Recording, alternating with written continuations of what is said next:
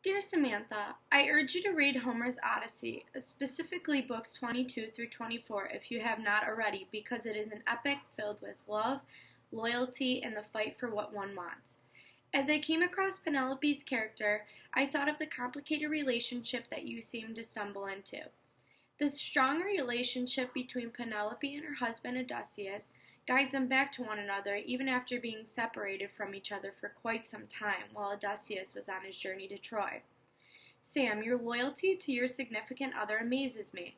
It takes strength to do that, especially when there have been times when you question his loyalty. He would come and go when it was convenient for him, but in ways he would show his love for you to keep you around and waiting. After reading this epic, I have found that love can be a very strong feeling that can overpower even the strongest person. It took courage and patience as Penelope waited for her husband, whom she dreamed about every night. She stayed loyal to him through all the time that he had been gone, and when he finally came back, it was as if it was one of her dreams coming true. As she made up for lost time, I thought of all the times when Kevin would come running back to you when he had nothing else to do. I always wondered what you actually meant to him because he would leave everyone else close to you confused on what you were, but somehow you always just knew how he felt without him saying anything and stuck around for him. In the epic, Odysseus was told many things about Penelope, such as this quote from Book 24.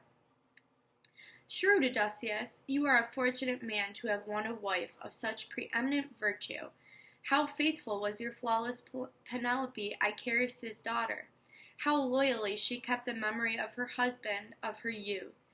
This reminded me of the times that I would make sure Kevin knew how great of a girl you are so he would know what he would be losing if you ever walked away from the confusing relationship you have.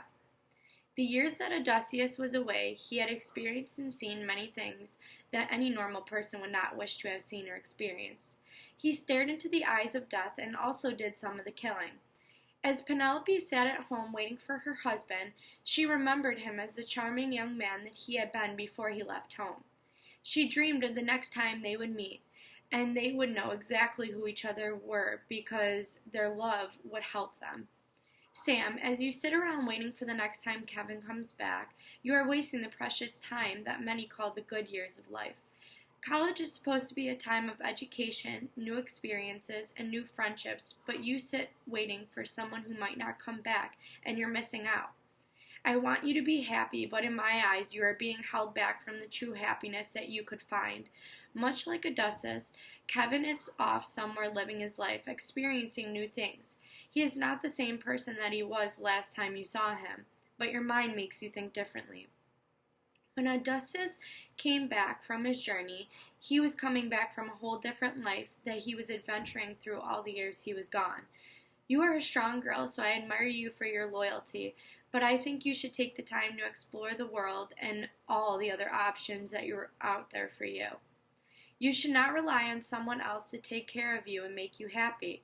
You should be able to be independent and strong before you bring someone else into your life to be there with you. It seems that Penelope was a strong woman for steering clear of all temptations, but in many ways she was also weak for not being able to live a happy life away from Odysseus.